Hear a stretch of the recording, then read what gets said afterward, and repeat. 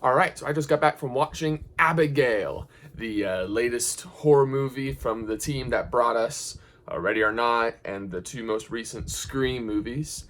So they're building up quite the nice resume for moviegoers here, and this latest movie had a really good marketing. The idea is a really fun idea. According to the trailers, you see a bunch of guys, a bunch of criminals kidnap a little girl to hold her for ransom, but plot twist is that the little girl is in fact a vampire and they are all there to get eaten by, well, get their blood sucked by this vampire. So the trailers present it like that, and it seems like a fun time to watch these criminals try to find a way to survive being hunted by this ballerina 12-year-old vampire. Unfortunately, the trailers do reveal a lot about the movie. So that's not an entirely negative thing. They don't reveal everything, but I feel like if you've seen the trailer and you remember the trailer, you have seen most of the movie. You can probably tell where most of the movie is going. And that's a bit of a bummer because this movie builds up that reveal of the little girl and being a vampire, and it builds it up quite a bit. And so in the back of my head, I was watching the movie the whole time as these characters are trying to figure out what's going on and, why things are feeling so weird during this hostage stuff. In the back of my head, I was like, well, yeah, she's a vampire. I know what the reveal is going to be. And the movie acts like that the trailers didn't reveal that to us, and so it should be a surprise to us. So it's kind of a weird situation because I don't quite know how you would market this movie without telling the audience that the girl's a vampire. I mean, even if you've seen the poster, you can tell that something's not right about this girl. So maybe they could have done something along the lines of, we know something's not right about the girl, but we don't know that she's a vampire. And the fact that she's a vampire is the shock. I don't know. But that was a bit of a bummer. On the bright side, though, it was I didn't feel super bored, I should say, because the characters were written so well that I was still entertained, even though the build up to the reveal was taking quite a bit of time. They have good chemistry, they're well written. This movie's actually very funny. So that also helped to pass the time while we're waiting for the vampire to show up. And I really enjoyed myself watching these characters interact and seeing who gets along, who doesn't get along, who the smart one is, who the smart aleck is. That type of stuff was actually very entertaining. So that part of the movie was well written.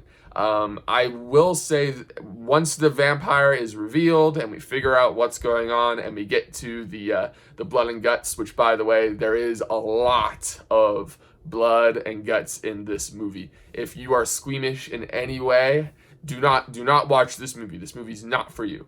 But once we get to that stuff, the movie is entertaining and it doesn't stop being funny. It's still funny but also scary at the same time, and it does have a good balance between the two.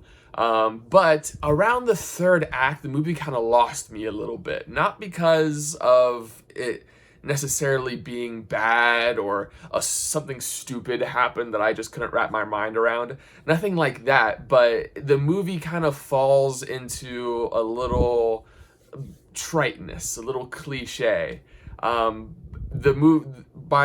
If you've seen a lot of movies, you can kind of tell what's going to happen in this movie. The stuff that characters say in the beginning of the movie, you can tell, okay, this is set up for later. You can probably, once you see how certain characters are and what the relationships are going to be, you can probably tell what the completion of that is going to be. And that does take away some of the suspense. So again, it's not a terrible thing if you can predict where a movie's gonna go if it's still entertaining. And this movie was entertaining, but in a movie that's supposed to be suspenseful and keep you on the edge of your seat, I was never really wondering what's gonna happen next. I could always tell, okay, this is gonna happen to this person, this is gonna happen to this person. And that might just be me because I've seen a lot of movies, but it definitely dampened the suspense for me. So I wasn't as on the edge of my seat as I feel like I could have or should have been. But that might be different for other people. So there might have been people in the theater that were definitely on the edge of their seats. I don't know. My theater really thought this movie was funny though. Our entire theater was erupting in laughter during a lot of parts. So good job on the script writers for writing a funny movie there. So yeah, all in all, I would say if you like vampires and you like the gothic, kind of atmosphere, and or you're a fan of horror movies or just like what these directors have done in the past, I would definitely say check this one out. But if you've seen the trailer and it doesn't look very interesting to you, this is definitely not worth the price of admission, I would say, for sure. If you have friends that are okay with a horror movie and have not seen the trailers, don't show them the trailers. I'm very curious to see how people react to the whole vampire twist. So if they're okay with watching a horror movie, just let them know it's a horror movie, and then just don't tell them anything else.